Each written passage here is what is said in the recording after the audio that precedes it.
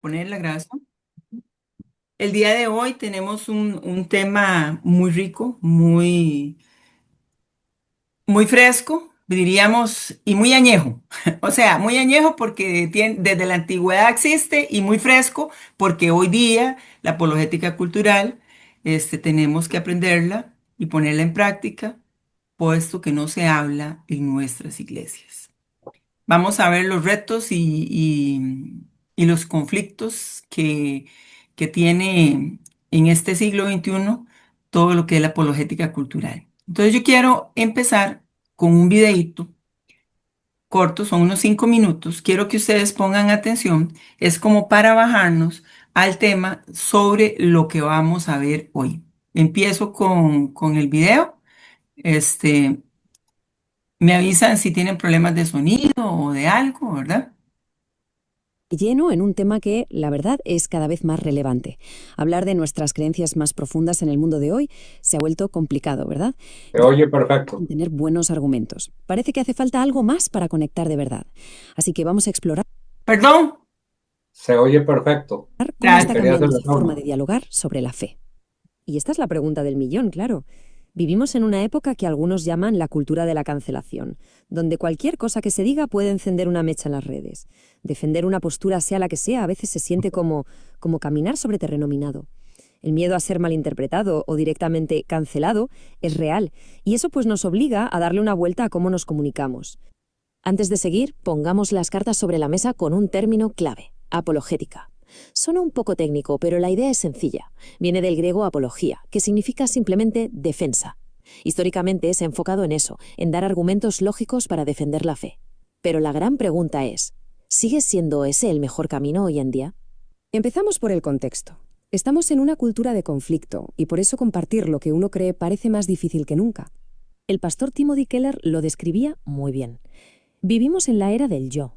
La idea principal es que la identidad de cada uno se construye desde dentro, a través de lo que sentimos, de lo que deseamos.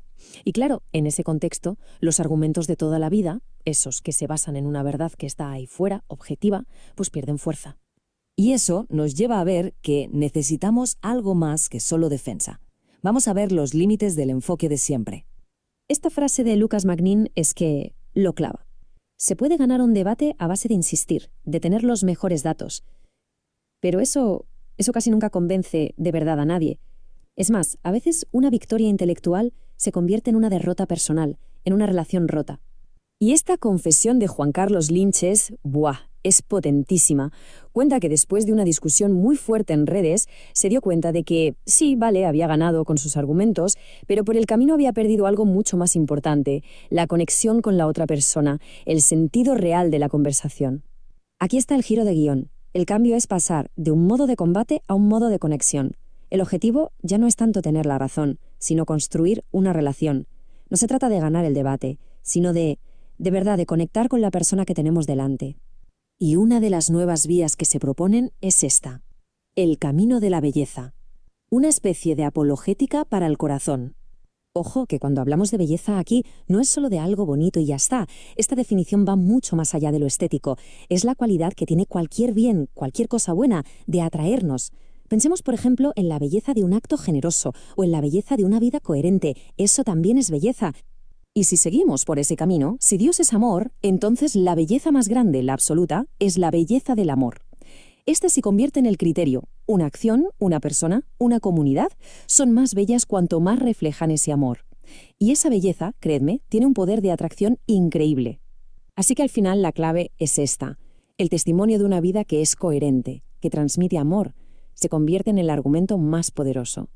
La gente puede discutir una idea, un dato, pero es mucho más difícil discutir la realidad de una vida transformada, que irradia algo diferente: paz, alegría, propósito. Vamos con otro pilar fundamental en este nuevo enfoque: el poder de escuchar. Se trata de construir puentes, no muros. Bonhoeffer lo dijo con una claridad brutal.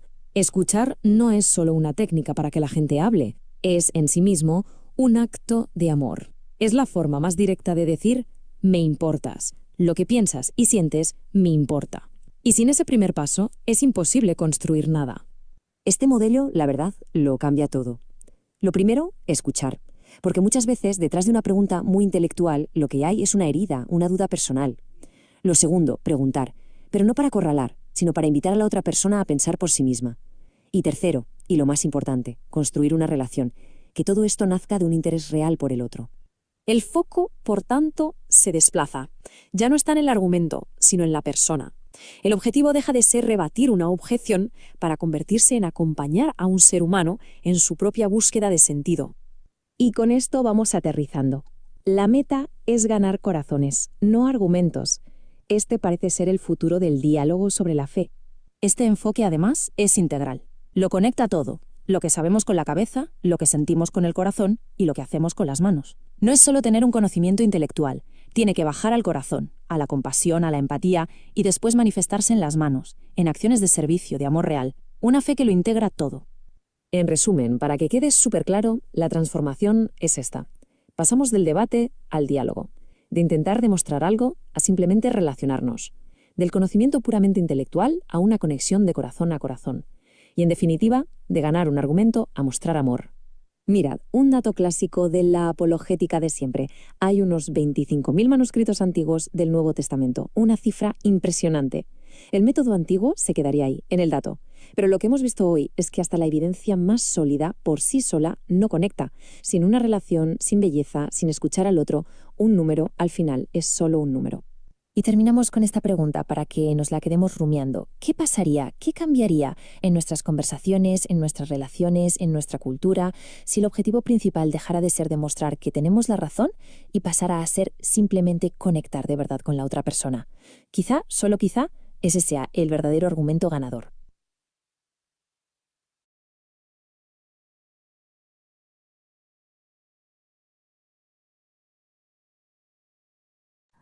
Vimos en el video una pinceladita, ¿verdad? Bueno, de lo que hoy vamos a ver.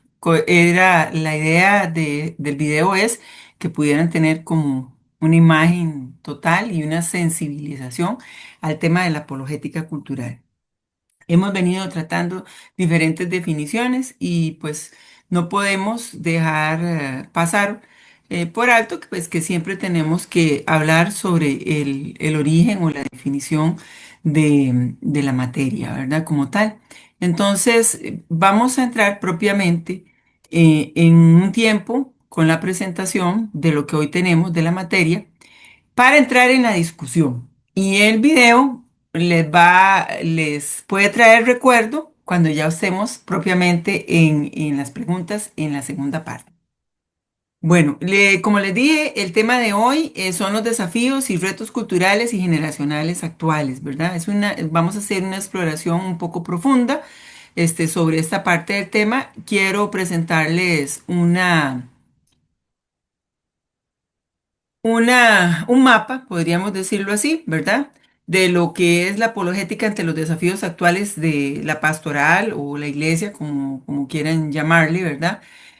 Vamos a ver la definición de la naturaleza de la apologética, los desafíos que tienen actualmente los pastores, el rol y los aportes de la apologética pastoral, las recomendaciones para las prácticas de la apologética, la iglesia y los creyentes ante la apologética. Ese es el reto.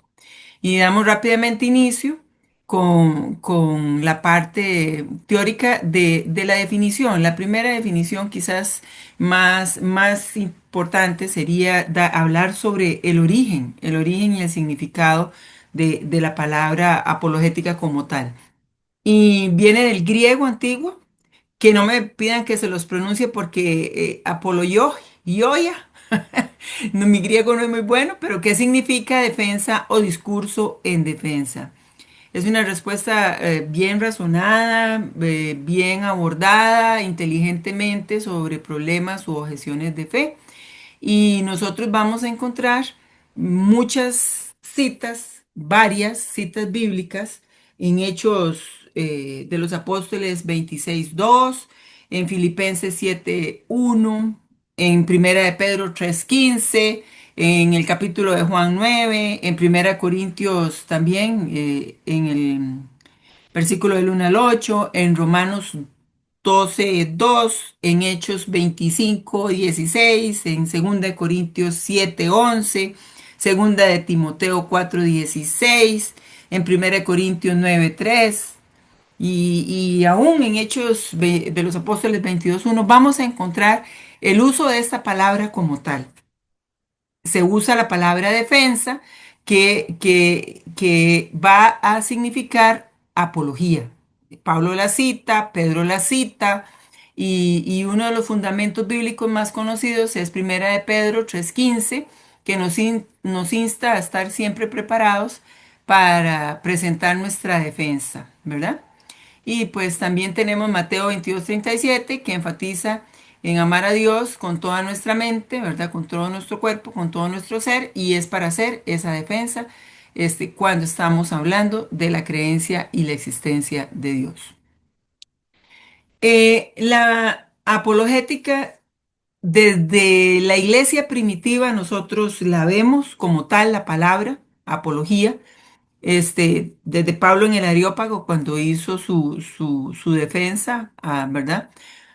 Y también la vemos de una forma muy clara y un poco, digámoslo, un poco coloquial, porque en este tiempo también los cristianos somos juzgados un poco porque nos consideran extravagantes, ¿verdad?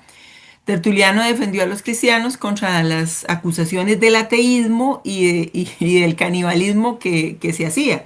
¿Y cuáles eran esas acusaciones? Que como no se creían en los dioses romanos, ¿verdad? Y en los dioses griegos, tampoco ni grecorromanos, por decirlo así, entonces, ¿qué se consideraba? Que eran ateos, pues negaban la existencia de esos dioses, ¿verdad? Al no creer en los dioses que ellos creían, entonces nosotros, los cristianos, éramos ateos. ¿Y por qué también se decía que éramos caníbales? Bueno, porque se hablaba de comer y beber el cuerpo y la sangre de Cristo, y ellos lo tomaban literalmente y había un ataque contra la cultura cristiana. Así podríamos seguir y ver que todo este tipo de lucha la iglesia la ha tenido, ¿verdad?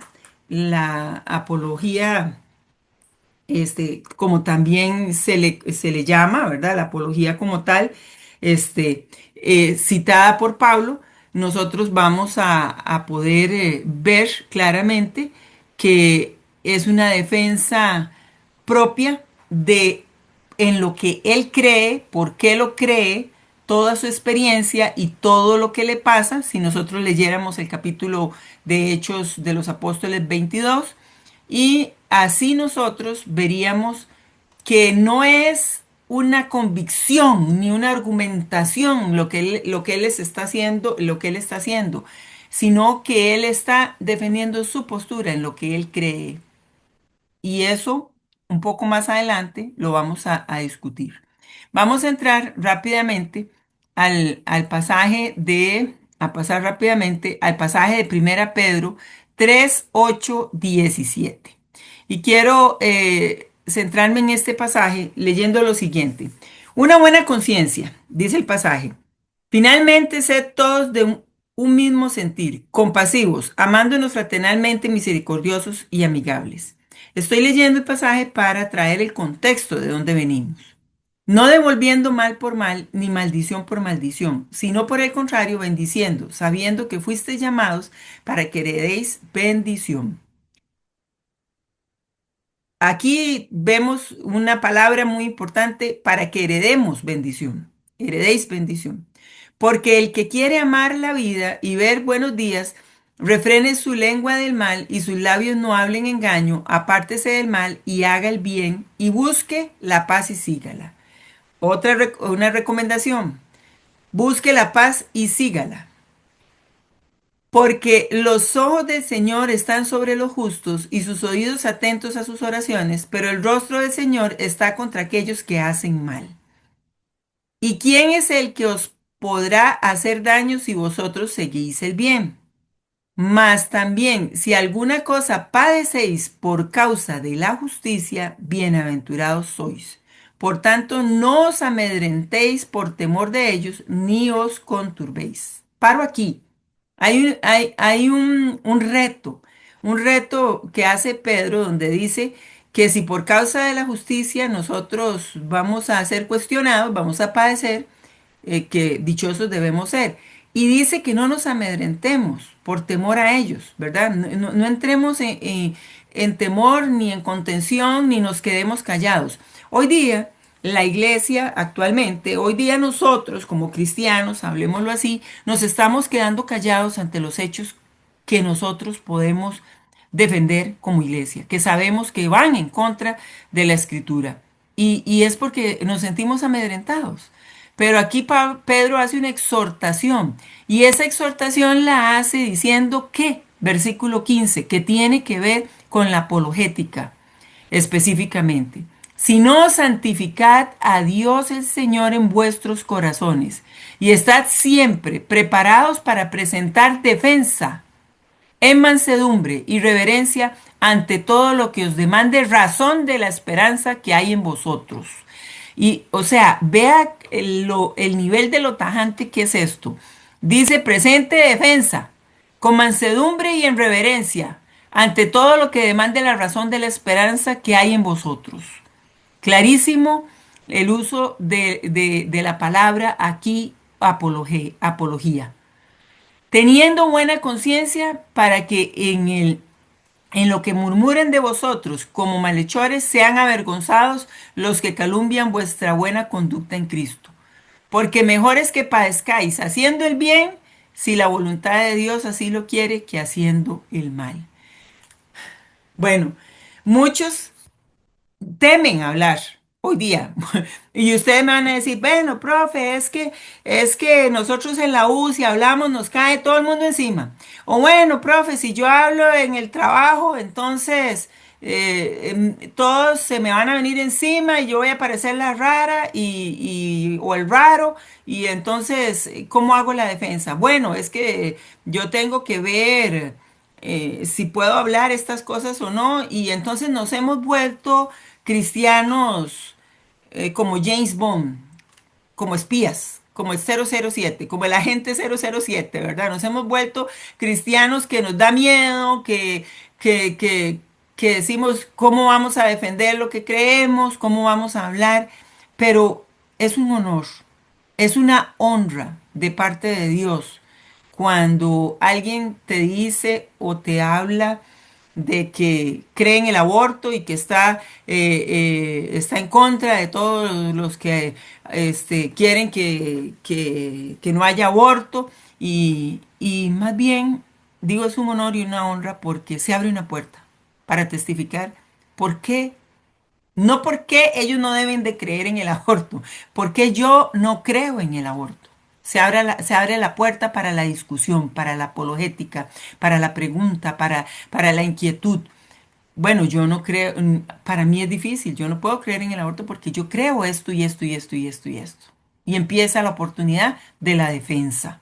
Empieza la defensa basada en la exposición de lo que nosotros creemos, de lo que nosotros conocemos, de lo que viene desde la escritura, ¿verdad? Entonces, no debemos tener temor, no debemos dejarnos perturbar, debemos entender que cuando estamos presentes ante estas situaciones donde se nos habla de temas que no son los temas más usuales en las iglesias que tratemos. ¿Por qué voy a creer yo en Dios? O sea, yo soy ateo. ¿Por qué esto? ¿Por qué yo no voy a aceptar el matrimonio igualitario? Porque ya a muchos cristianos dicen, ah, es que pobrecitos, ellos tienen también derechos. No discuto los derechos, vamos a ver esa clase más adelante. Pero el punto de esto es, ¿cómo hago yo una presentación, una defensa? ¿Cómo entro en la parte de la apologética cultural, a hacer una presentación o una defensa de la fe, de lo que yo creo? Quien está hablando, la interlocutora, quiere hacer como Pedro, quiere hacer como Pablo. En Hechos de los Apóstoles capítulo 22, donde él dice cómo el Señor se le aparece, cómo él llega a Jesús, cómo lo protegen los hermanos en la fe, cuál era, de dónde él venía, qué era lo que él hacía y ahora por qué él cree y por qué él cree en el Mesías, en el Cristo. Y él hace esa defensa. Claro que en esa defensa por poco me convence, ¿verdad? Dijo, dijo el romano, por poco me convence, pero él no le estaba argumentando nada al otro, estaba manifestando lo que él creía y en lo que él creía, defendiendo lo que él realmente quería que conocieran de por qué él estaba siendo acusado injustamente.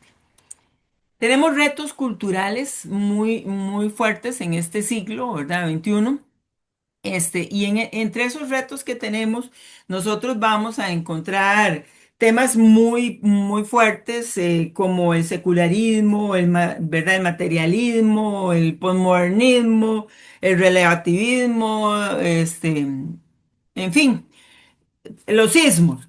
Y hay un audio de una lectura que les voy a compartir de Nancy Pearcey, de su libro Verdad Total, que yo lo voy a poner en la plataforma, este, y también lo voy a poner ahí no lo puedo poner en el chat porque es pesado, pero sí lo vamos a colocar en la plataforma en los próximos días. Y esta lectura habla sobre la lucha que ella tuvo con los ismos, ¿verdad? Y cómo ella, y ismos, hablo materialismo, relativismo, subjetivismo, ¿verdad? Todo esto y toda la parte existencial que ella tenía. Y esto va a venir a reforzar en un análisis de esa lectura de Nancy Pearcey, que es una lectura corta, no es muy larga, pero la grabé en audio para que les quede más fácil a todos y ustedes van a reforzar mucho de lo que ahora vamos a estar viendo del análisis de lo que ella hace.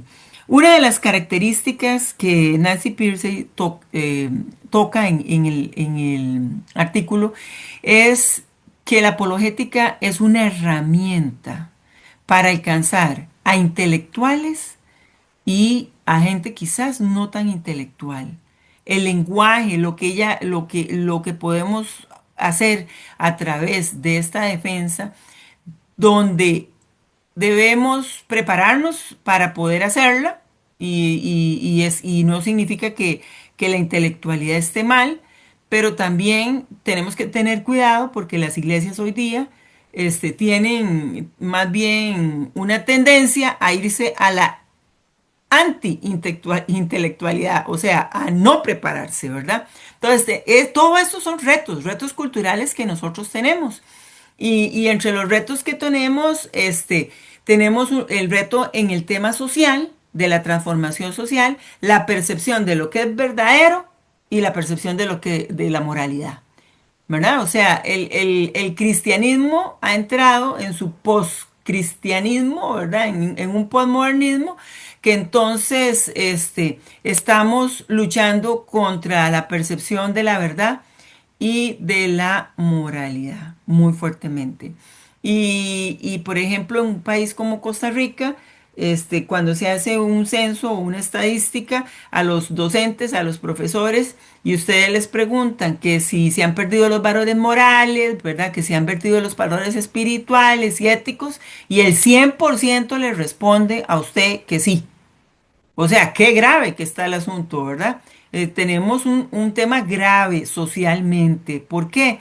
Por qué podemos identificar al 100% las personas que pasamos de los 25 años en adelante, que se está perdiendo la moral y que hay una transformación sobre lo que se dice que es verdad? Y entonces entramos en ese pasaje de hay de los que a lo bueno le llaman malo y a lo malo le llaman bueno.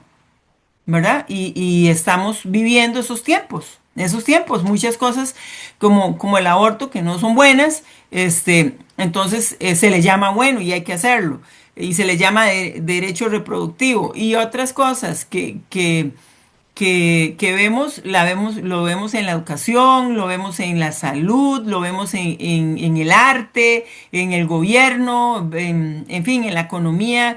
Vemos cosas que van en contra de los diseños de Dios.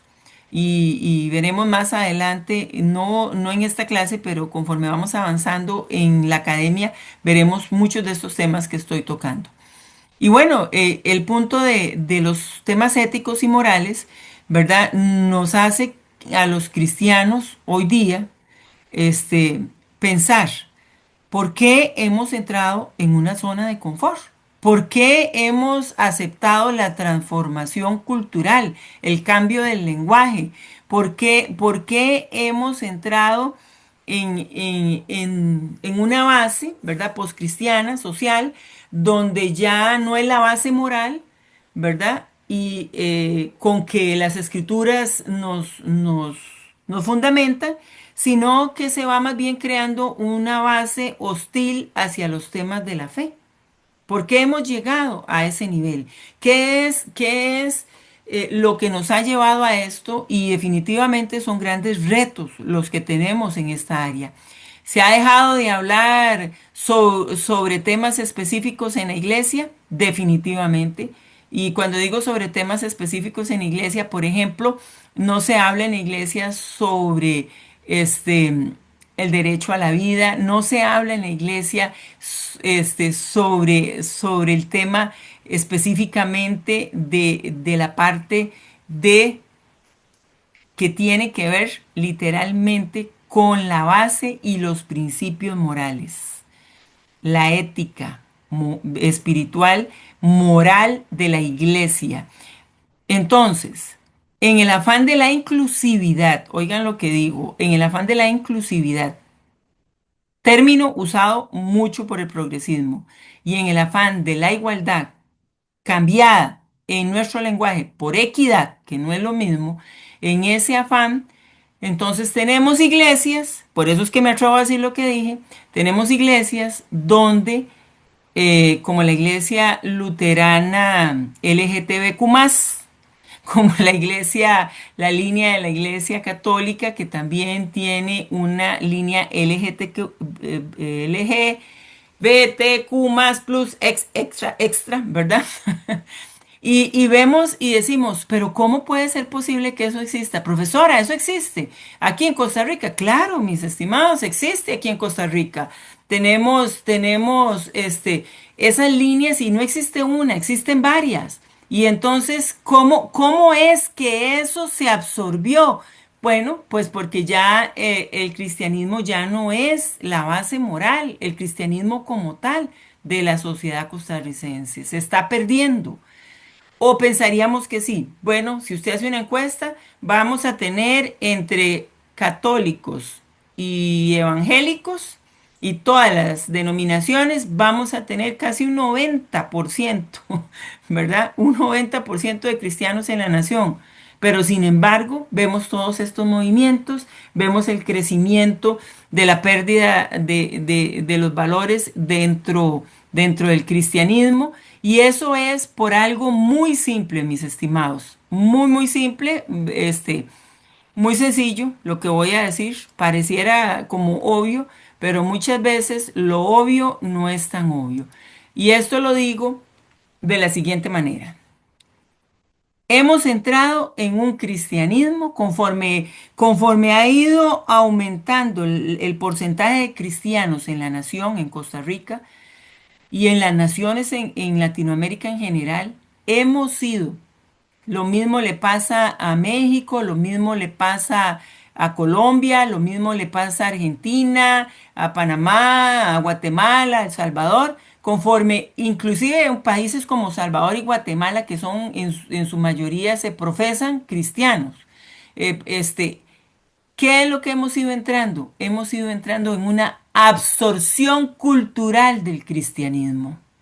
¿Y por qué digo una absorción cultural del cristianismo? Porque, voy a ponerlo así, mi hija nace en una cultura ya cristiana en mi familia. Y por ende, ella empieza a ir a la iglesia, va conmigo todo el tiempo hasta que ella crece, pero ella no entra en la conversión, no hay un cambio transformacional hasta que ella no hace su paso de seguir a Cristo y hacer su transformación. Y mientras todo ese periodo pasa, lo que está haciendo es una absorción de la cultura cristiana que practico en mi casa. Y así nos pasa en la casa de todos, ¿verdad? Entonces, entre más cristianos hay, más estamos viendo que hay una absorción. Se ha dejado de hablar del Evangelio, se ha dejado de alcanzar las almas para Cristo, se ha dejado de predicar, de hacer el llamado en las iglesias. Sí, todo eso ustedes me lo pueden decir que sí. Y algunos más y otros menos. Y otros dirán, bueno, en mi iglesia sí, y otros dirán, en la mía no. Pero se ha dejado de enseñar lo que es realmente que las personas aprendan a hacer la defensa de lo que realmente creen, la apología. La apologética cultural nos ha absorbido y nos ha metido en un reto muy grande a todos y cada día vamos más y más entrando a ese reto por absorción cultural del cristianismo. Nuestros jóvenes están siendo atacados en las universidades, nuestros jóvenes están siendo atacados en muchos lugares, ¿verdad? Que nosotros los vemos con una tibieza tremenda y es porque no somos firmes para pararnos como debemos, donde debemos. Y con esto quiero decirles algo para pasar al próximo punto. Quiero decirles algo. Si alguien te llega con una pregunta difícil o una pregunta que es una inquietud, ¿por qué usted cree que Dios realmente existe, un ateo? ¿O por qué usted cree que por qué cree usted que no se debe aceptar el aborto? ¿Cómo se hace cuando hay violaciones? ¿Cómo se hace cuando hay condiciones donde se sabe que la vida del niño y de la madre están en riesgo? ¿Cómo se sabe? ¿Cómo se hace cuando hay un paciente que está enfermo, muy, muy enfermo? ¿Se usa o no se usa? ¿La marihuana está bien o está mal? Bueno, ¿cómo se hace cuando no puedo tener hijos y quiero tener hijos y entonces no procede poderlos tener de forma natural y yo quiero entonces ir al banco embrional y quiero entonces hacer que mi hijo pueda nacer, aunque no sea de mi esposo, sino que sea un embrión de otro, y entonces inseminación o bien, ¿cómo es que se llama? In vitro, todo esto. ¿Qué pasa cuando una persona le pregunta a usted cualquier tema de estos o escogen lo que usted, el tema que usted quiera? Este, y vienen las preguntas. ¿Qué hacemos nosotros? ¿Cómo haríamos nosotros? ¿Cómo las abordamos? ¿Cómo abordamos temas de apologética?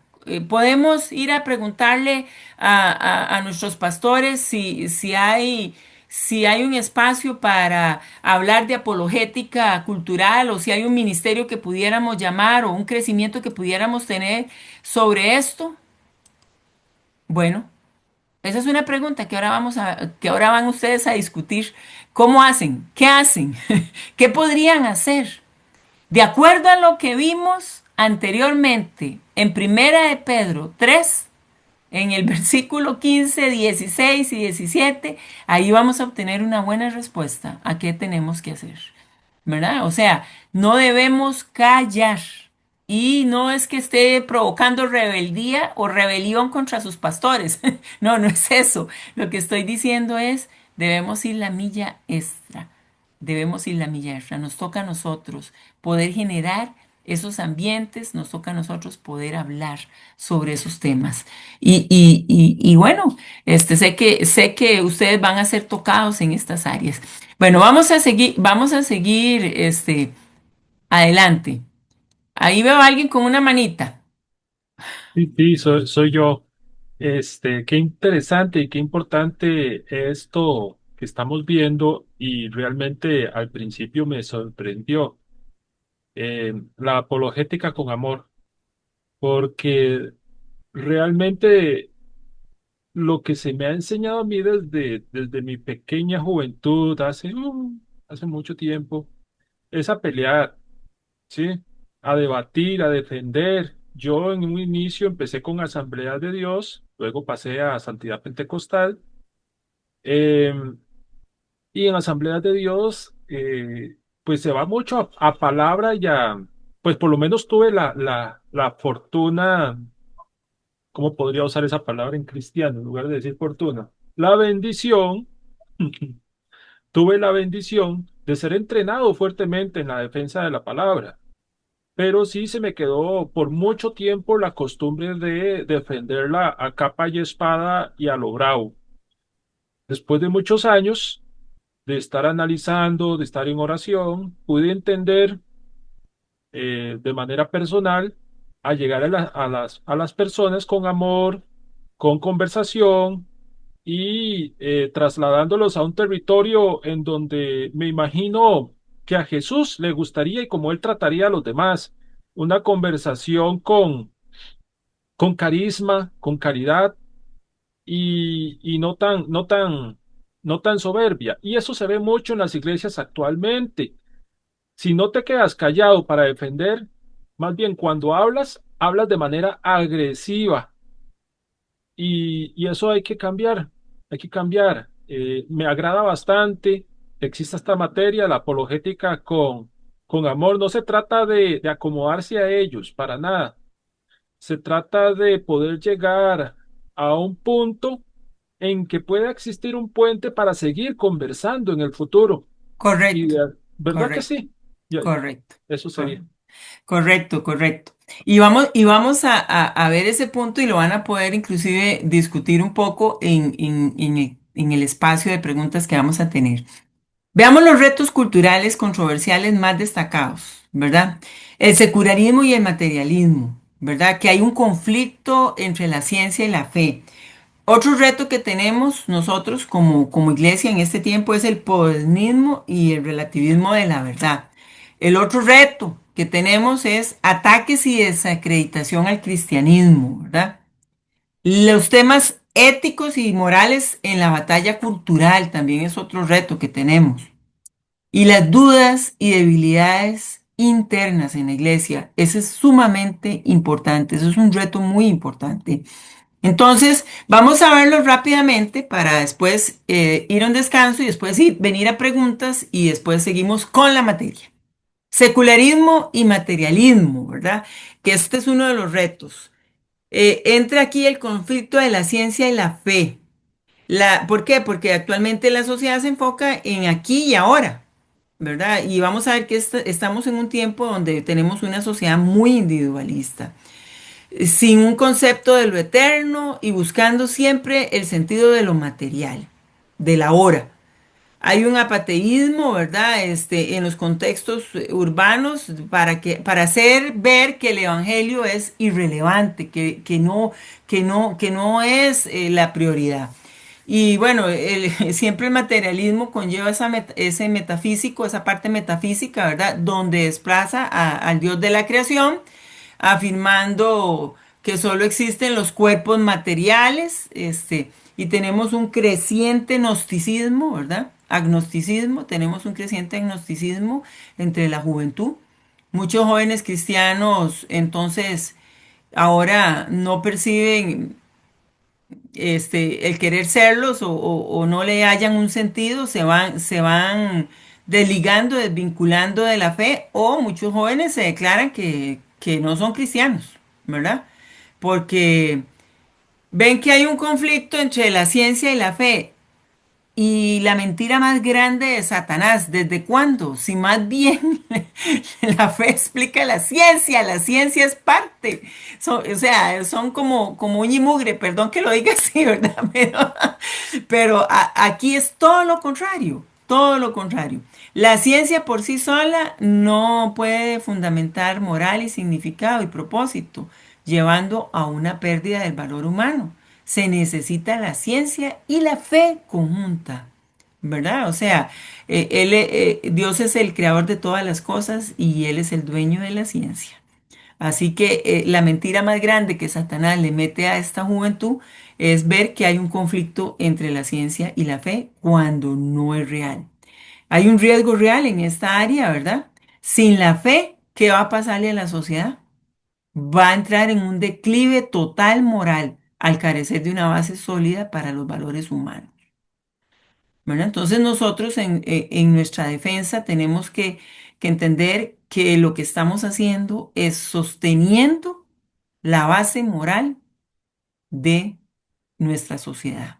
Como cristianos tenemos ese compromiso todos, todos. No es que es unos cuantos, todos, ¿verdad? Absolutamente todos. Entonces, el posmodernismo y relativismo, ¿verdad? De la verdad, la ausencia de verdad universal, una modernidad líquida que estamos hablando, que entonces hay muchas verdades individuales y subjetivas y hasta a menudo contradictorias, ¿verdad?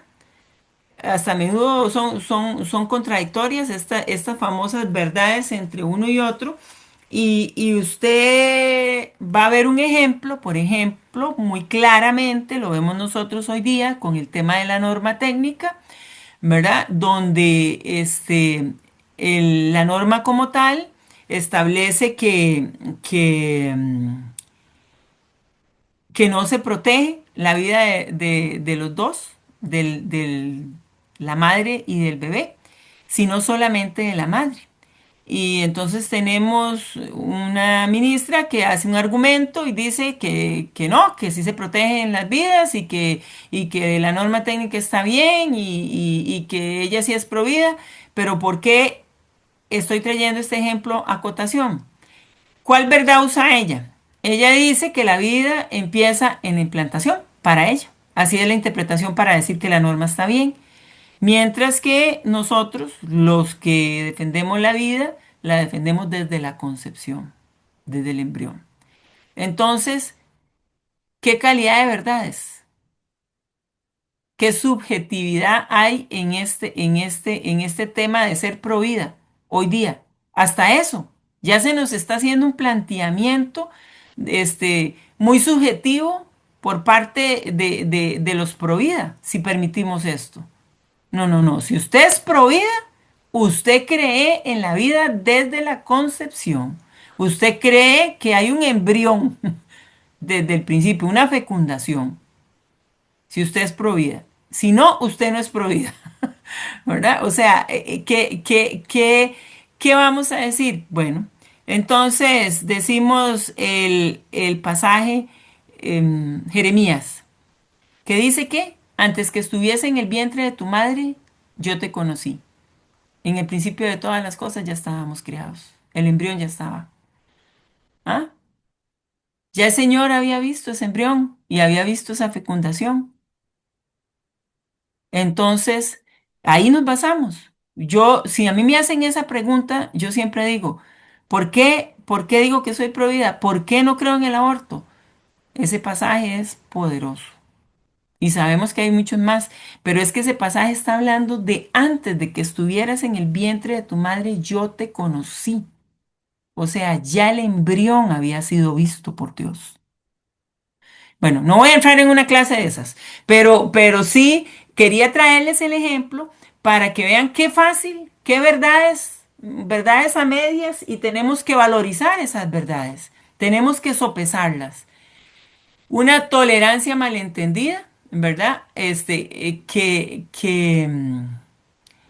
Vamos a ver, dijo ahora Gabriel, ¿verdad? No, no, no se trata de, o sea, lo vamos a hacer desde el amor, pero no es que vamos a ser tolerantes en el sentido de que vamos a permitir cualquier cosa. No, no, no es eso, sino es seguir el modelo de Jesucristo.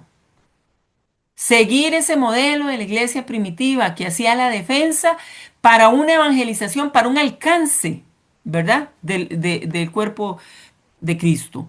Y entonces, no entendamos la tolerancia como una alcahuetería, como decimos aquí, bueno, no sé cómo dirán en otros países, pero pero como algo permisivo. No, no es eso lo que estamos hablando, ¿verdad? Estamos hablando de una apologética del amor para el alcance, para la conversión de las almas, ¿verdad?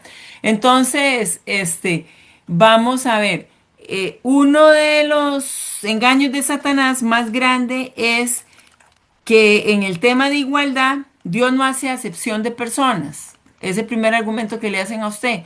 Y entonces, Dios no discrimina, ¿verdad? O sea, Dios no hace una discriminación ni hace una acepción de personas y nos ve a todos por igual. Y entonces, ¿por qué no podemos tener las iglesias cristianas inclusivas? ¿Verdad? LGT más B más plus XYZ, lo que ustedes quieran. ¿Por qué tenemos que hacer estas divisiones y por qué tenemos que hacer esto? Afirmar una religión verdadera se considera intolerante. Se espera aceptar todas las ideas sin críticas, ¿verdad? Con esto digo lo siguiente. Si como cristianos nosotros decimos el versículo de que de quienes no heredarán el reino de Dios y entre ellos yo hasta la fecha les puedo decir así, ningún borracho me ha reclamado que yo diga que no heredarán el reino de los cielos. Perdón que lo diga así. Ningún borracho se acercó a decirme, ¿y usted por qué dice eso? Y ahora no, y usted está siendo excluyente. Y esto, los únicos que reclaman cuando uno dice eso es cuando llegamos a los homosexuales, ¿verdad? A los sodomizantes. Cuando dice, bueno, no heredarán el reino de los cielos. Aquellos que se echan entre hombres o sodomizan o los homosexuales o las lesbianas, ¿verdad? Ellos sí reclaman, porque hay un cambio, hay una cultura, se absorbió y resulta que eso se excluyó y ellos no quieren que sean excluidos, pero ellos mismos se excluyeron. Y cuando tocamos el pasaje lo tocamos para todos. Ahí entramos todos en el paquete, todos, porque todo, por cuanto todos pecamos fuimos separados, ¿verdad? Ahí entramos todos. Pero ese versículo no lo podemos usar porque es una crítica. ¿Verdad? Para esa población. Podrían decirme lo mismo los estafadores, y podrían decirme lo mismo los borrachos, y podrían decirme lo mismo las prostitutas, y podrían decirme lo mismo un montón, ¿verdad? Todo me podrían decir, pero no es que estoy hablando de ir en contra de eso. Estoy hablando de que debemos saber defender con amor porque no creemos, porque para nosotros nuestra verdad está escrita en la palabra y con ella nosotros defendemos la apologética y necesitamos conocerla para poder defenderla. Tenemos, por último, y por ahí irnos a un recreíto, tenemos el individualismo expresivo. Y bueno, y eso es que estamos ante una generación que se basa en la autoexpresión, ¿verdad? En su paquetito individualista, donde la libertad de ser uno mismo, ¿verdad? Debilita a todas las instituciones, sociales y sobre todo debilita a la iglesia. Yo tengo derecho a ser mujer, yo tengo derecho a ser perro, yo tengo derecho a ser gato, yo tengo derecho a sentirme árbol y últimamente tengo derecho a casarme con la otra mitad de mi cuerpo, porque he visto hasta eso, estas cosas. Un hombre vestido mitad mujer y mitad hombre, entonces yo tengo derecho a dividir mi cuerpo en dos y mi lado femenino se puede casar con mi lado masculino. ¿Qué les parece? Qué locura, ¿verdad? O sea, el individualismo expresivo hasta en el caer en la ridiculez más grande de ir en contra de la cordura. Bueno, pues la apologética nos permite defender esto desde lo que yo creo. Yo creo. Yo creo en el matrimonio hombre y mujer. Yo no voy a decir por qué no creo en el matrimonio igualitario. Yo digo por qué yo creo en lo que yo creo. Yo creo en el matrimonio hombre y mujer como un diseño que Dios estableció para la procreación y la multiplicación, para el crecimiento de su reino, para la expansión de su reino. Yo creo en el matrimonio hombre y mujer como el hecho científico que va a provocar procreación. Entonces, yo justifico defiendo, hago la apología sobre lo que creo y estoy haciendo una apologética cultural, pero tengo que saber enmarcar y reunir todo este conjunto. Y bueno, vamos a hacer un alto acá en el camino para irnos a 5 minutos de descanso. Ya estamos de vuelta. Vamos vamos a continuar con, con la parte de la teoría y después nos va a quedar todo el espacio para hacer la discusión y la retroalimentación, ¿verdad? Vamos para que ustedes tengan los elementos, para que puedan también en la discusión, ustedes puedan este, continuar, ¿verdad? Con la discusión con mayor riqueza, con mayor riqueza. Entonces, vamos a entrar de vuelta a la parte, voy a compartirles a ustedes habíamos quedado en esta parte del posrelativismo y la verdad, ¿verdad? Como la visión fragmentada de la verdad va dificultando la búsqueda de la certeza y va generando una desconexión social, ¿verdad? Y ahora vamos a entrar en los ataques y batallas éticas que sufrimos y por lo cual la apologética se vuelve crucial en este tiempo. Ah, vivimos una creciente desacreditación del cristianismo, ¿verdad? Los grupos ateos y los escépticos, los agnósticos, buscan desacreditar la fe y nos culpan de crímenes históricos, ¿verdad? De los conflictos actuales, pasan a ser culpa de los cristianos, de la Iglesia Católica, de las cruzadas, de un montón de cosas que se fundamentan que no tienen fundamento, dicho sea de paso, ¿verdad? No es que ellos tengan la razón, pero se escudan literalmente, como la diapositiva lo muestra, se escudan detrás de eso.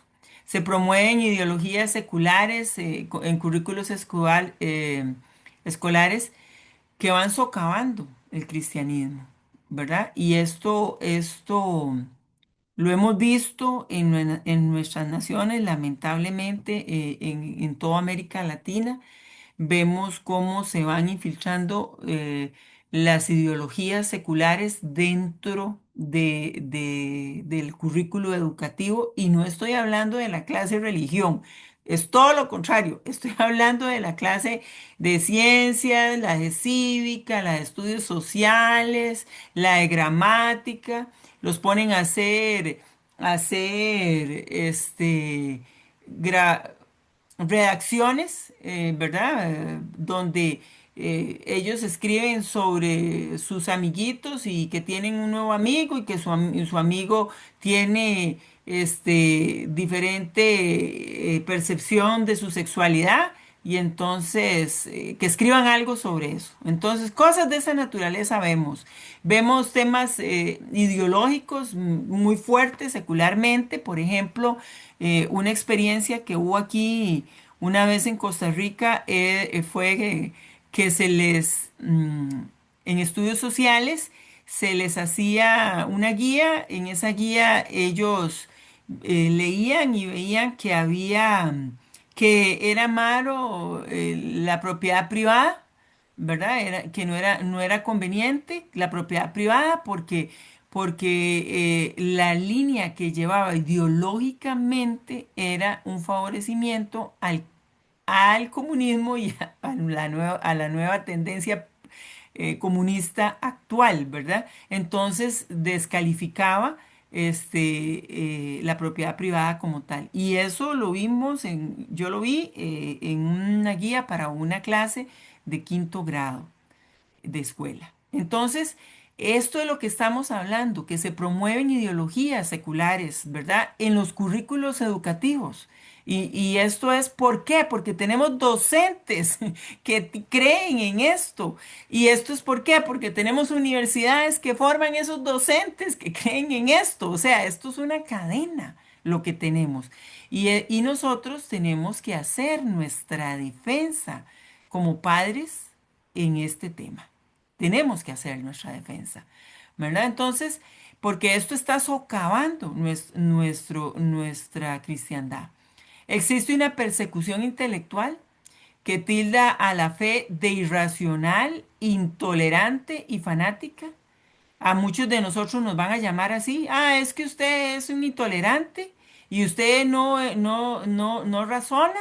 Usted es irracional, ¿verdad? Usted es un fanático, una fanática. Nos pueden decir eso porque defendemos el derecho de que los padres tienen que educar a sus hijos y que los padres tienen derecho a decir lo que se da y lo que no se da y que si no yo no lo mando a la clase de afectividad y sexualidad porque me acojo a la objeción de conciencia y no lo mando a la clase de ideología de género porque eso no es otra cosa más o no lo envío a la clase, no autorizo eso y me acojo a mi derecho. Ah, es que el papá de Juanito y el papá de Gabriel y es que la mamá de Luz, no los dejaron, no los dejan, son unos fanáticos, son unos religiosos. No firmaron, no autorizaron que se les dé clase, entonces a los chiquillos andan ahí por todo lado, ¿verdad? Y es porque los padres, y se nos tilda eso, cuando no se está escuchando la voz del padre de familia, cuando no se está dando el derecho y lo que ese padre de familia está diciendo, ese no es mi valor. Y tengo derecho a decir que ese no es mi valor. Y tengo derecho a decir que esa educación no la quiero para mi hijo, ¿verdad? Entonces estoy entrando aquí en temas escabrosos, pero los toco porque eso también hay, ahí tenemos la apologética. O sea, ¿quién es el que tiene como responsabilidad, y lo vamos a ver más adelante, la educación? Son los padres de familia en primera instancia, de acuerdo al orden establecido por Dios bíblicamente. Entonces, entro en temas un poco conflictivos y escabrosos, pero quiero bajarles el tema de una forma aplicada. La guerra cultural. Bueno, ya hemos tocado, ya he venido hablando de esto. La guerra cultural que tenemos son los temas del aborto, de la eutanasia, la ideología de género, transhumanismo, ¿verdad? Hay algunos más fuertes que otros, pero los tenemos, todos los tenemos en el tapete. Conceptos de lo que sabemos que es el marxismo cultural actual, el wokismo, por decirlo así, para que todos nos entendamos, ¿verdad? Que se está imponiendo en las políticas públicas, inclusive, ¿verdad? Y en las universidades, atacando todos nuestros pilares aquí en todo el occidente, en todos los países occidentales, generando una cultura de cancelación que le retira el apoyo totalmente a cualquiera que exprese su verdad y pueda ser considerada una ofensa, ¿verdad? Pueda ser considerada una ofensa.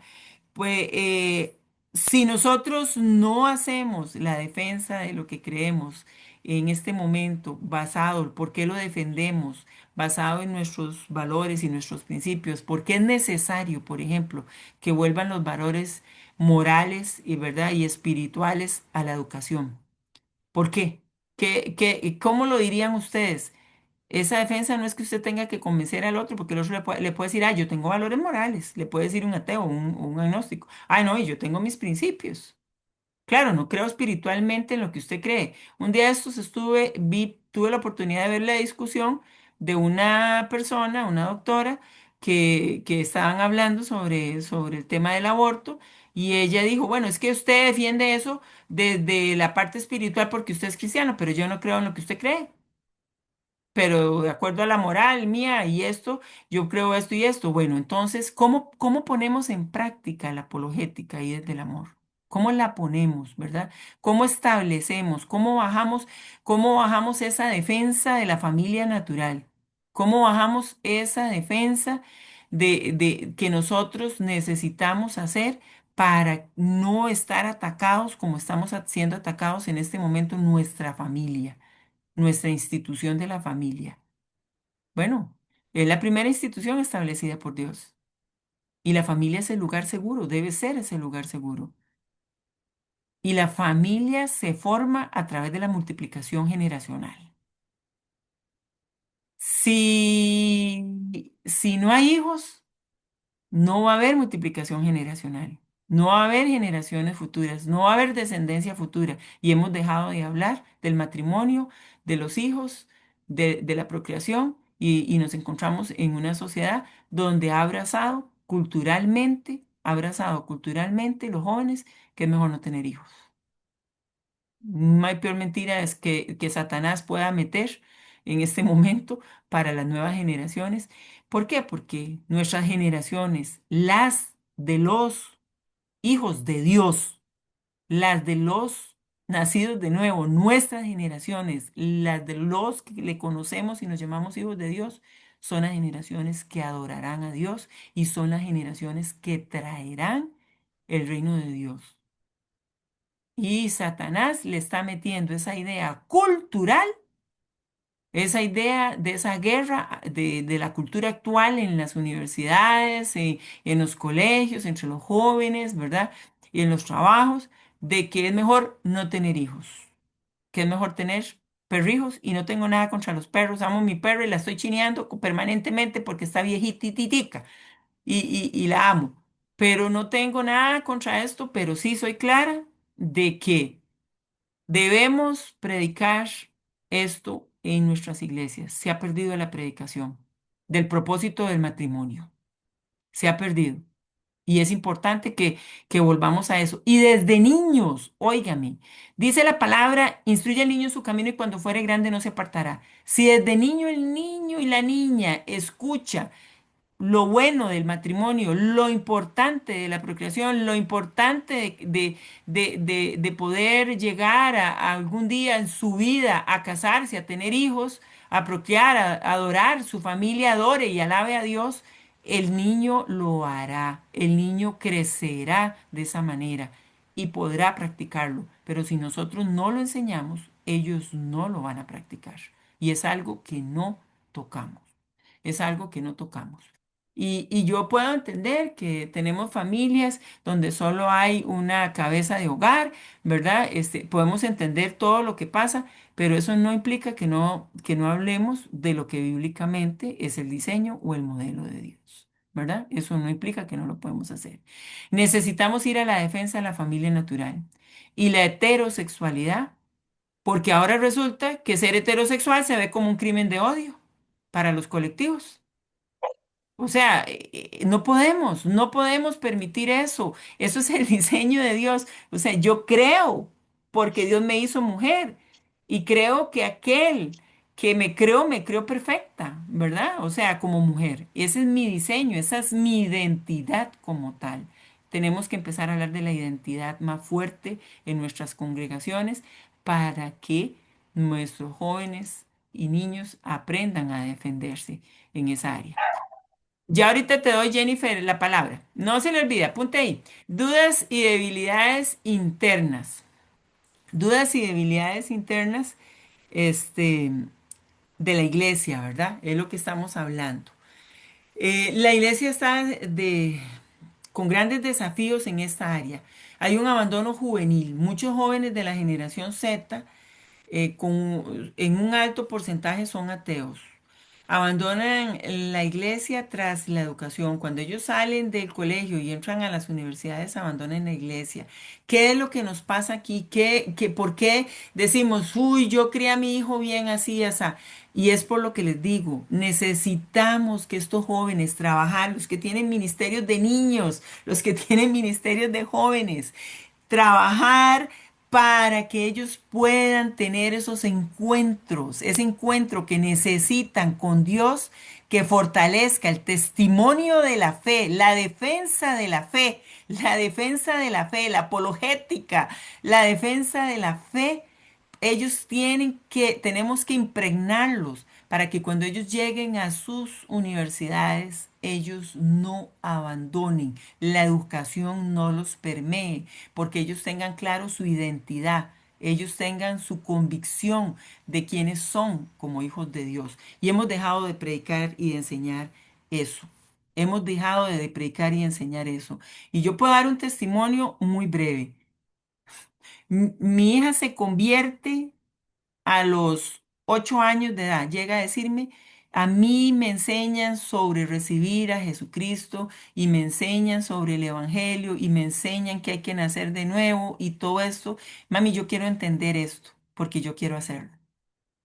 Y cuando ella llega con sus 8 años es porque sus maestros, sus profesores, en todas las materias le hablaban de ese tema y de la importancia. Muy bien, ¿qué pasa? Yo le digo, ¿quieres? Y le digo, dime qué es lo que te dicen. Ella me dice qué es el testimonio de que ella me da, me da la fe de que realmente ella está asimilando lo que quiere hacer con su vida.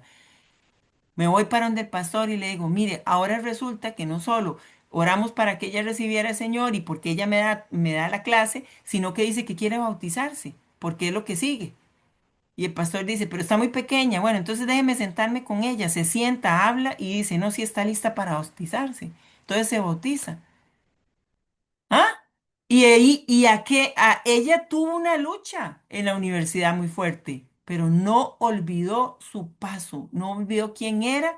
Y esta madre nunca le dijo, nunca la aflojó, siempre le dijo, tú sabes quién eres y de dónde vienes y cuál es tu linaje.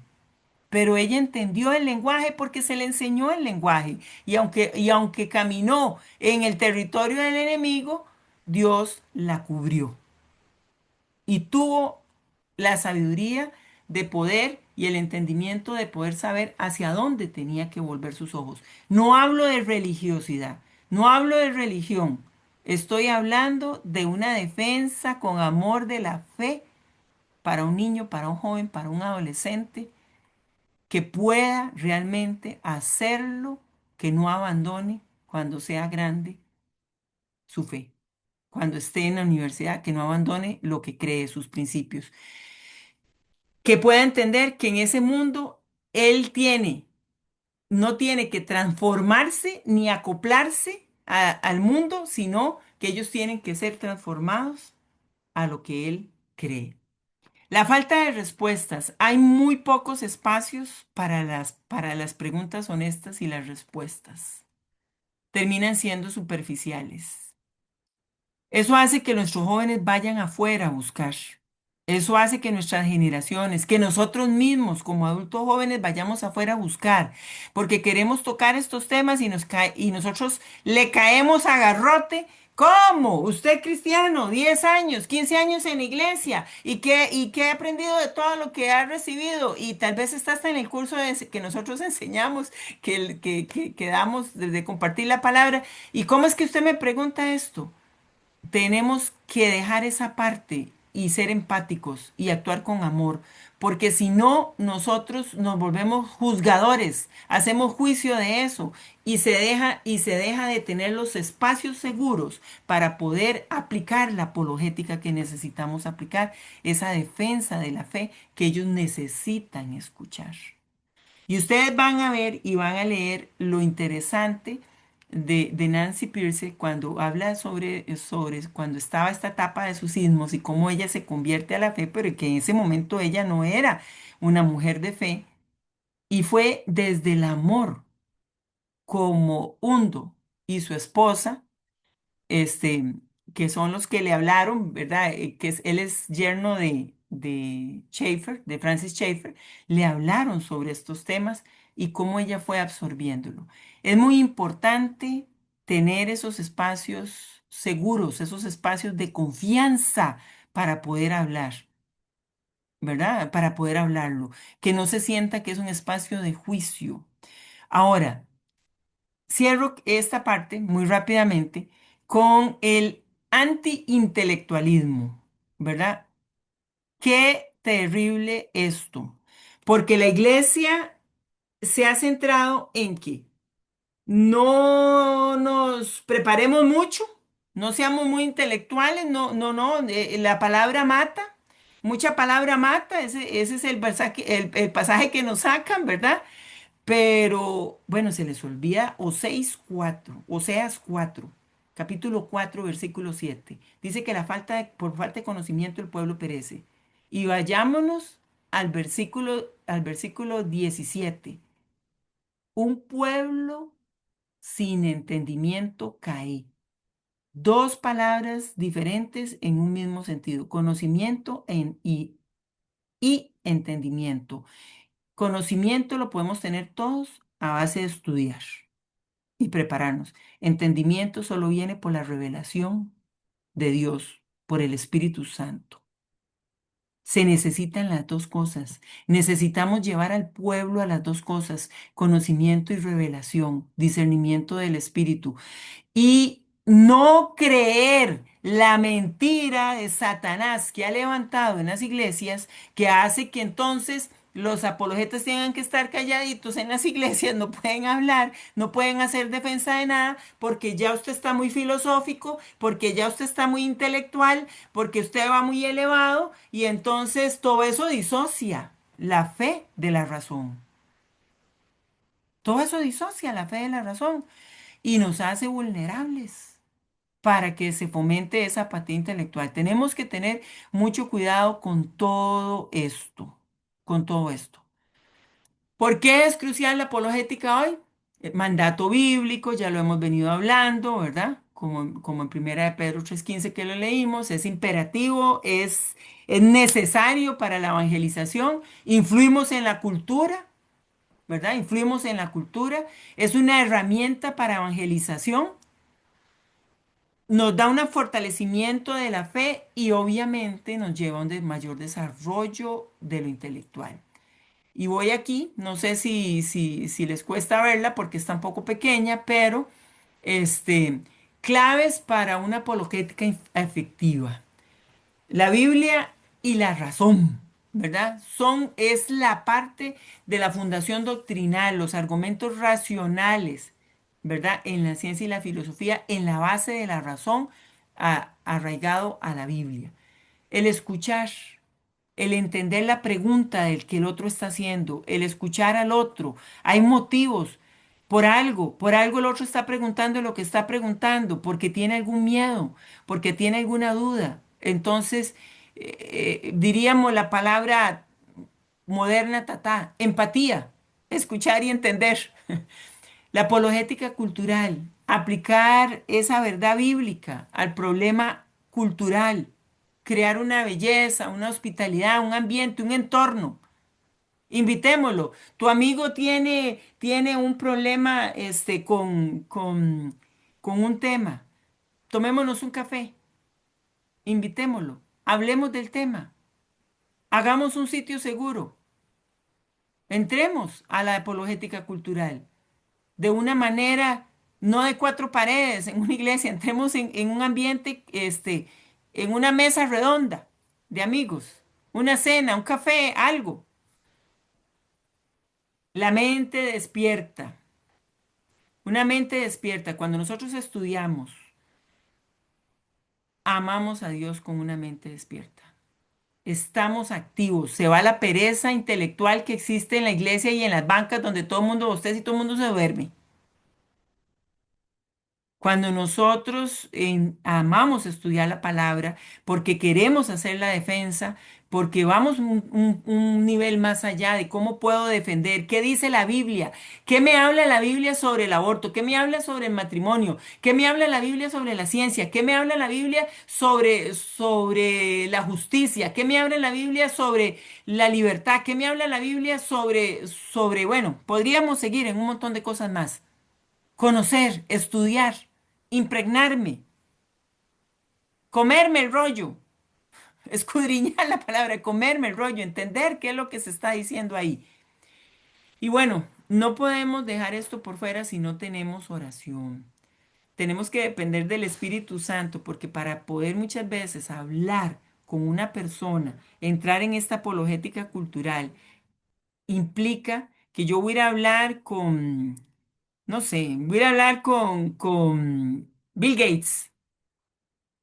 Y si el Espíritu Santo no le habla a él, y si él no se convierte a la fe y el Espíritu Santo no le habla a él, yo le puedo dar 50.000 argumentos de los más buenos y él puede decir, sí, son buenos, ya casi me convence, ya esto, ya lo otro, pero si el Espíritu Santo no opera, no va a haber una conversión, ¿verdad? Inclusive puede admitir que hasta la respuesta y la fundamentación y la argumentación es buena y darte la razón y termina diciendo, sí, sí, pero yo a final de cuentas prefiero quedarme en lo que creo, ¿verdad? O sea, hasta eso puede pasarnos, pero Dios es el que va a dar un giro a esto. La apologética no la podemos separar de tiempos de oración y de honestidad, ¿verdad? Con nosotros mismos, a dónde estamos, qué necesitamos para que esta persona se convierte. Tenemos que tener humildad, un apologeta, todo el que entre en este tema tiene que tener humildad y amor.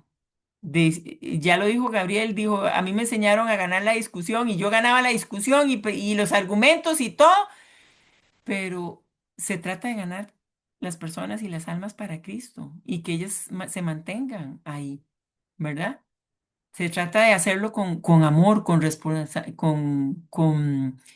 amabilidad, con el testimonio que Jesús nos dio, con el modelo del maestro, con el modelo del maestro. El testimonio personal vale mucho. Y esto me gustó mucho y con esta diapositiva cierro porque ya nos vamos a la práctica. Con la diapositiva que sigue cierro, me gustó mucho el testimonio de un musulmán. Y Randy que se mueve en el tema de misiones sabe lo importante que es para poder en algunas culturas que no son las de nosotros, las occidentales, ¿verdad? Sino las orientales, para poder hablarle a los asiáticos, a los musulmanes, a los judíos, hay que establecer relaciones con ellos, hay que establecer vínculos, hay que establecer amistad con ellos. Usted llega y le dice Juan 3:16 y es como si les hablara en chino y hasta ahí llegó, los perdió en la primera entrada, ¿verdad? ¿Por qué? Porque necesita primero ganarse la confianza, establecer el vínculo. Ellos te van a respetar, ellos van a ver que tienes algo diferente. El testimonio tuyo va a hablar en sí mismo. Necesitas comer las comidas que ellos comen, pensar como ellos piensan, entender qué es lo que ellos piensan. O sea, estamos hablando de subir a un nivel. Entonces, el testimonio personal vale mucho, es sumamente importante, es uno de los instrumentos más valiosos en la apologética para que sea efectiva. ¿Por qué?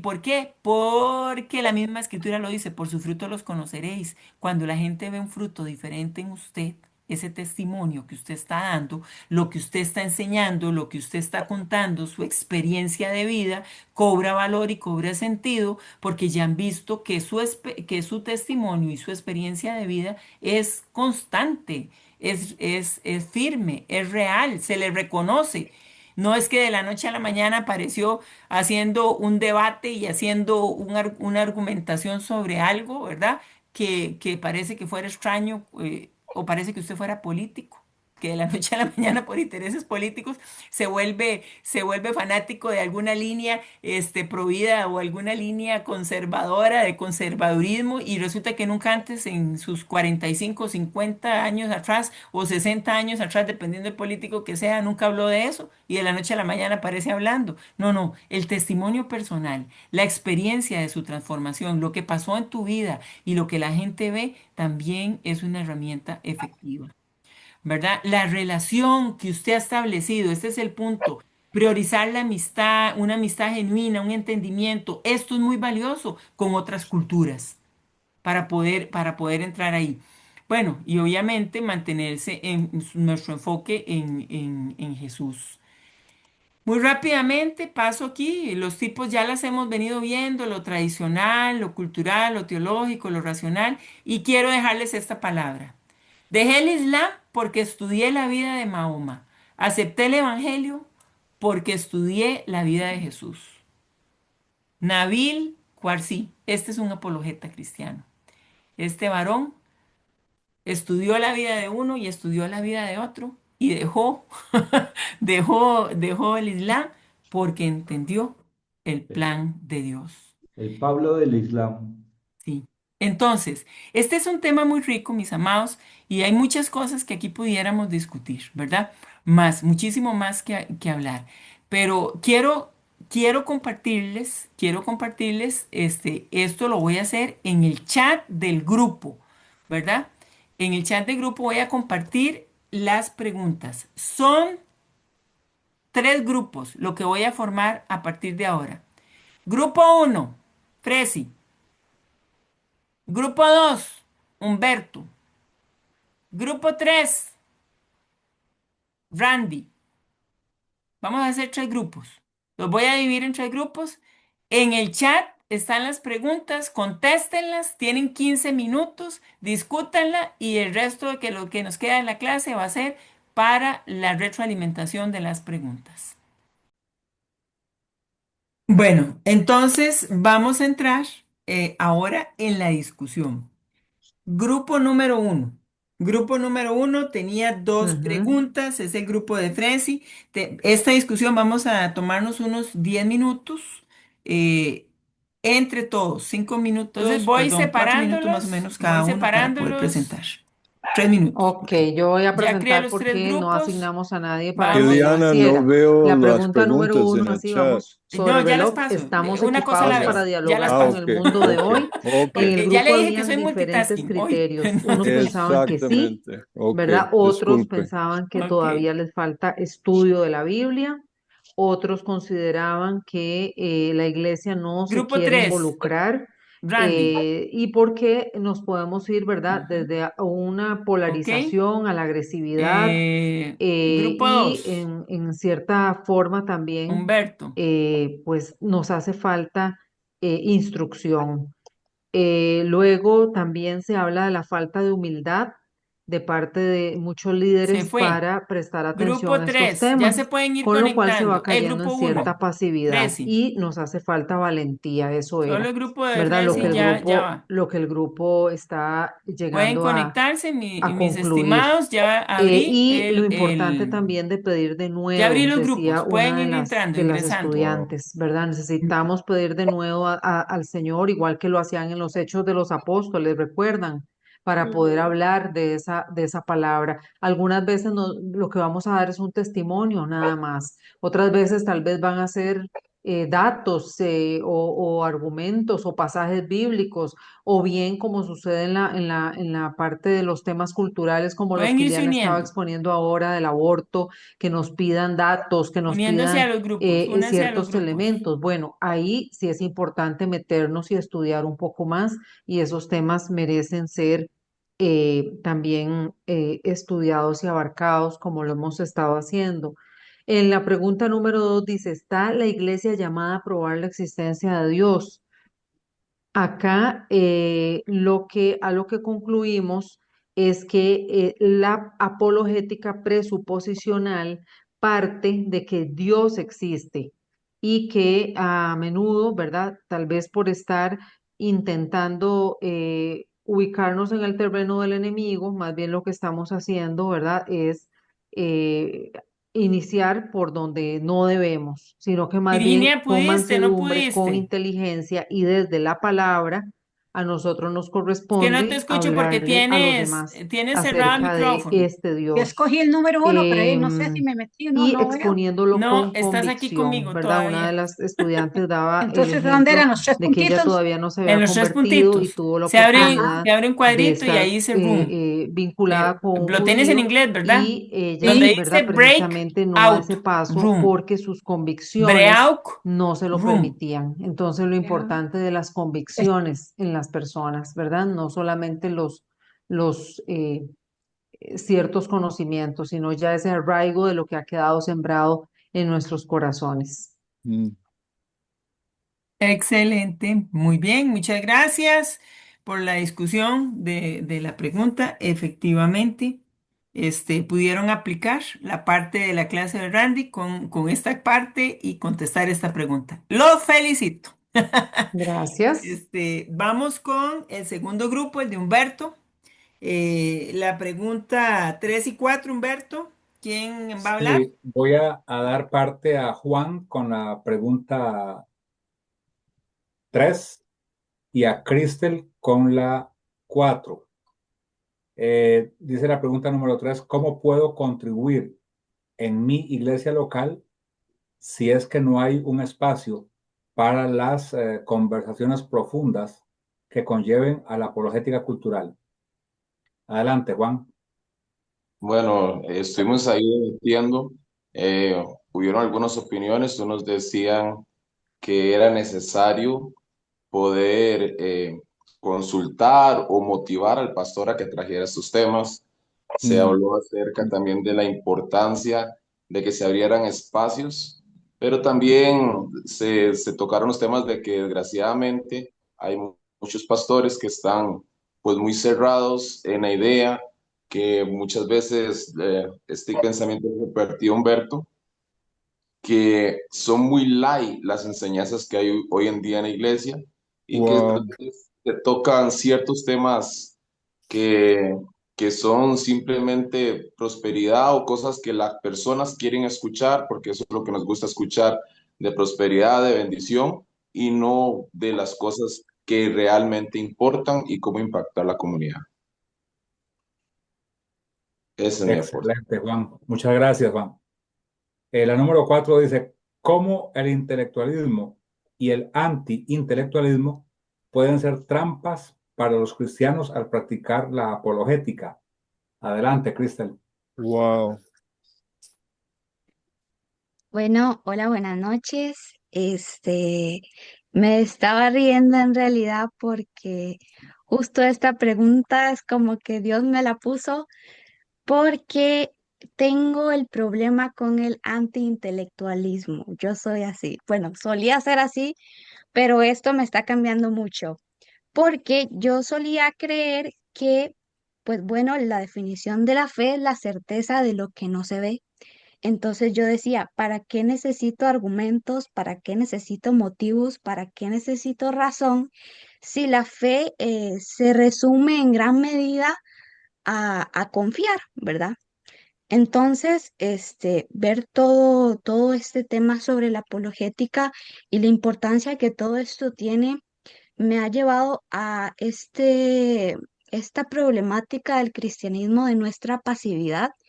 Y lo digo porque me ha llevado muchas situaciones en las que quisiera dar algo, quisiera decir algo, quisiera contribuir de parte de mis convicciones a las situaciones reales que muchas personas viven y me he visto incapaz de poder hacerlo. Y yo digo, ¿por qué si mi fe es tan fuerte?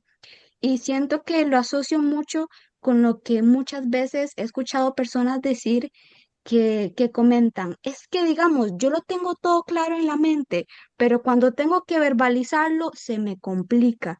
Entonces ahí vemos que hay un tema de intelectualismo, de que tenemos fe, pero no hay forma en la que esto se puede manifestar en forma de explicación para que otras personas puedan entenderlo también. Entonces, ¿cómo el intelectualismo y el antiintelectualismo pueden ser trampas para los cristianos? Bueno, el antiintelectualismo nos puede llevar a una pasividad en la Wow. que nos podemos convertir en personas incapaces de poder verbalizar y poder expresar nuestra convicción. Y después el intelectualismo nos puede llevar a una sobrevaloración de la palabra y del argumento por encima de la fe en sí. Entonces, justo en la Wow. charla hablábamos sobre este punto medio, ¿verdad? Que tenemos que alcanzar entre el intelectualismo y el antiintelectualismo para poder alcanzar ese punto de auge, Ujú. de poder no solo creer, sino poder contagiar y explicarnos de la mejor forma para que otros puedan entenderlo y otros desde todos los campos que pudieran ser posibles. Entonces creo que eso sería. Wow. Bien, muy bien, Wow. muy bien. Quiero aportarles a la pregunta primera, ¿cómo puedo contribuir con mi iglesia local si es que no hay espacio para conversaciones profundas que conlleva la apologética cultural? Vean, mis amados, yo les voy a dar un consejo a todos. No pregunten, hagan. No pregunten, no vayan a preguntarle a su pastor o el que sea si va a hablar de esto o no va a hablar. Háganlo. Generen un ambiente para hablarlo. Si alguien se acerca de tu iglesia o fuera de tu iglesia y lo quieres llevar a la iglesia, maravilloso. pero si no, no dejes de hacerlo, hazlo, porque es una oportunidad que Dios te está dando. Acuérdense, es el principio de Pedro, Pedro 3:15 en la apologética. En todo tiempo debemos aprovecharlo, debemos generar ese espacio. Y cuando les digo que lo hagan, háganlo alrededor de una conversación. Inviten a esa persona, como les dije, a tomar café, siéntense, hagan un grupo, vayan a caminar juntos. Hagan una mesa de juegos si quieren, lo que ustedes quieran, pero abran la oportunidad. Abran la oportunidad para hablarlo. Porque se los pongo así. Si fuera uno que no va a la iglesia de ustedes y les habla del tema, le dice, de ahí, vamos a tomarnos un café, vamos a comernos algo, comámonos una hamburguesa y hablamos de eso. Y le habla como si nada, ¿verdad? ¿Sí o no? Entonces, no, perdón, lo voy a decir así muy coloquial, no se hagan bolas. Si les llega, aprovechen esa ola y háblenle y generen el espacio, porque es una oportunidad que Dios está dando. Y la otra cosa, con el tema del intelectualismo, me gusta como Cristian está cerrando y tiene que ser así, tiene que ser un equilibrio de manera que apasione, que quieras, que te emocione, que te impregne, que diga, yo quiero esto, yo quiero hablar de esto, yo quiero aprender de esto, yo quiero entender esto. Tiene que ser atractivo, tiene que ser atractivo. Y para eso no podemos hacerlo ni cayendo en el antiintelectualismo, ni yéndonos a lo sobreintelectual, de manera que no podamos alcanzar. Tenemos que tener la capacidad de bajar a lo que necesitamos alcanzar. En algunos casos será más elevado el nivel porque lo requerirá el tipo de persona con que estemos hablando, y en otros casos no será tan elevado, pero la apologética tiene esa bendición, tiene esa facilidad y esa versatilidad, ¿verdad? De poder hacer. Ujú. Seguimos, Randy, con el suyo, número 3. Muy bien, tenemos preguntas 5 y 6. Pregunta 5.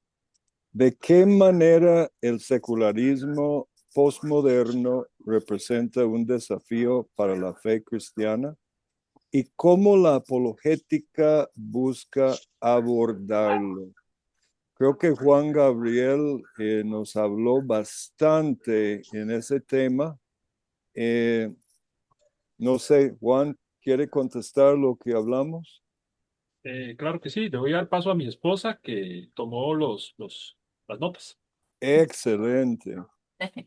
Bueno, lo que se estuvo hablando fue eh, de cómo nosotros mismos como iglesia, hemos hecho comentarios negativos sobre el matrimonio. Estamos hablando de que esto ha influido en los más pequeños. Se ha infiltrado. Wow. Ajá. Se habló de que lo que nos hablaba ahorita la hermana Eliana, de los perrijos, ¿verdad? Como ya no está eso de querer procrear, de querer cumplir el mandamiento que Dios nos mandó. Después se habló del in vitro, que es algo que decía Juan que no tenía muy claro, ni yo, eh, que es, que son temas que no se hablan mucho en la iglesia o no se hablan de todo, entonces usted no sabe cómo abordar ese tema con alguien que diga, yo voy a hacer in vitro o quiero hacer mi procedimiento in vitro.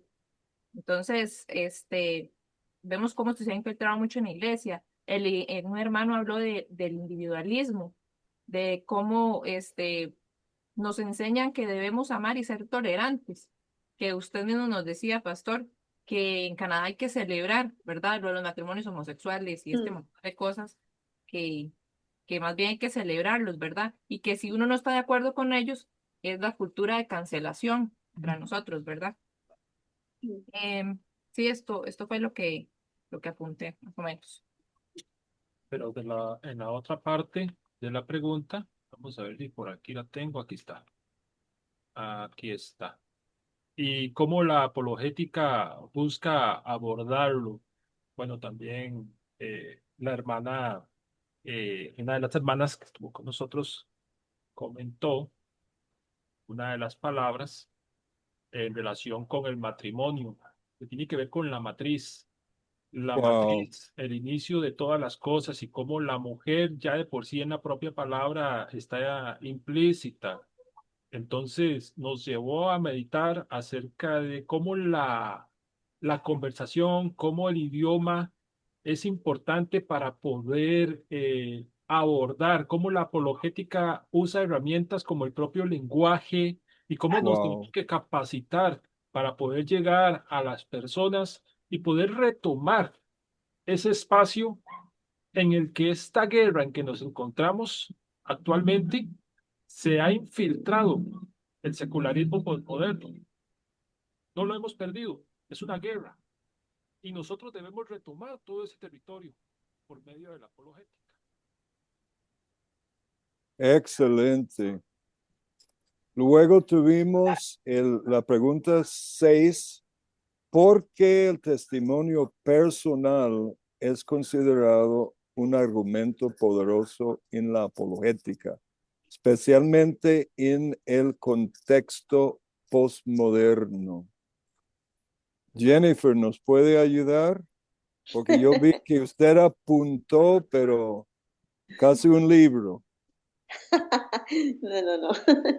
Este, gracias. No, lo que mencionamos es, bueno, que en parte definitivamente es importante tener amor, ¿verdad? Y hay que defender, pero muchas veces tenemos que hacerlo con amor y respeto. Tenemos que dar un testimonio en el cual muchas veces los hechos hablen más que las palabras. Hablando de todo lo que mencionaron y lo que usted también dijo, Randy, también es importante la parte intelectual, como lo mencionó ahora la profesora. Tenemos que tener un equilibrio de tal manera de que a la hora de hablar tengamos ese conocimiento, ¿verdad? Estemos empapados de lo que está ocurriendo para poderlo hablar, ¿verdad? Para poder expresarlo y hay que mantener ese equilibrio por eso incluso a la hora de hacerlo de una manera intelectual, de tal manera de que la persona incluso no se vaya a sentir como ofendida o, es que me está llenando de sus conocimientos y yo quedo nulo. Pero por eso es que incluso es muy importante que a la hora de hacerlo tenemos que compartirlo, pero de una manera con amor, con respeto, donde muchas veces los hechos, la forma en que uno este, se conduce, puede dar un testimonio de ser cartas abiertas, ¿verdad? Pero también preparándonos, teniendo el conocimiento, porque de hecho estas personas van a tener muchas cosas como ellos quieren debatir y sacarnos a nosotros de nuestra palabra, de lo que dice Dios. Entonces nosotros tenemos que tener esas palabras idóneas, ese conocimiento para poder también hablarles, abarcarles, pero en todo momento que ellos se den cuenta que uno no lo está haciendo por ganar el debate solamente, sino también porque realmente los amamos y queremos sacarlos de las mentiras de Satanás. Wow. Bueno, muy bien, muy bien. Me gusta mucho oír todas estas respuestas que están dando. Quiero darles un aporte adicional, ¿verdad? Que creo que considero que es importante en este momento. Nosotros tenemos que ser estratégicos, ¿verdad? Y en este momento donde el individualismo impera tanto en esta generación, el testimonio es una herramienta vital. ¿Por qué? Porque les estás hablando con el mismo lenguaje. Es la experiencia personal, ¿verdad? De algo vívido que es el lenguaje de este momento, de la sociedad actual, ¿verdad? Entonces, usemos algunas cosas a favor. El testimonio personal en el posmodernismo es muy valorado porque ellos tienen la misma subjetividad y experiencia de lo individual, ¿verdad? Entonces usemos esto a favor. El testimonio nos va a poder apalancar bien fuertemente en esto porque es un hecho de que hay una vida transformada y hay una verdad viva y relevante en ese momento. Entonces, usémoslo en el lenguaje de ellos, pero sabiendo en nuestro lenguaje qué es lo que estamos haciendo. ¿verdad? ¿Qué es lo que estamos haciendo? Seamos estratégicos. Y la otra cosa que es importante en el tema de la primera pregunta, ¿verdad? Que habló Luz, que tocaron Luz y Juan Gabriel, temas que no se tocan. Y son mandatorios en este tiempo y se viene sobre este tiempo. ¿Qué haría usted si un amigo, una amiga o una persona de la iglesia se le acerca porque considera que usted puede darle quizás ese consejo o viene y le dice, yo tengo una situación, una pareja viene, también puede ser en pareja, puede ser individual, no puedo tener hijos y quiero tener hijos, este, y no puedo tenerlos y yo quiero ir a un banco de embriones. Yo toqué el ejemplo ahora en la clase, ¿verdad? Lo dije. ¿Qué haría? ¿Cuál es la respuesta? No hemos tocado temas de esa naturaleza y tenemos que hablarlo, es mandatorio. ¿Qué pasa con los bancos embrionales? ¿Qué pasa con el desecho? ¿A dónde van esos embriones? ¿Qué hacemos con eso? ¿Cuál es la posición de la iglesia ante eso? Estos temas no los hemos hablado y necesitamos hablarlos. No sé, no será en este curso porque hay mucho que ver en este curso como base, pero lo que quiero decir es, ya estamos empezando a ver que es necesario que las iglesias hablen de bioética, pero no lo hacen. Y eso es un tema entre tantos. El transhumanismo es otro tema, ¿verdad? Wow. Que tenemos en este momento a la puerta. Y así podríamos tocar muchos temas. Sabemos que la ciencia va a avanzar, pero solo dejo aquí 3 palabras para cerrar. Todo me es lícito, mas no todo me conviene. Bueno, fueron más de 3, mas no me conviene. Y tenemos que entender lo que esto significa en este tiempo, ¿verdad? En este tiempo, en todo lo que usamos.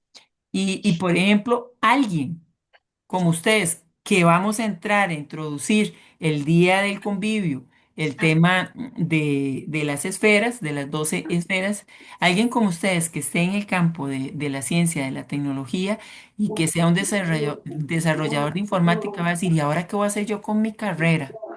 Porque de ahí lo mío es inteligencia artificial y lo mío son chips y un montón de cosas. Bueno, tampoco hemos hablado eso.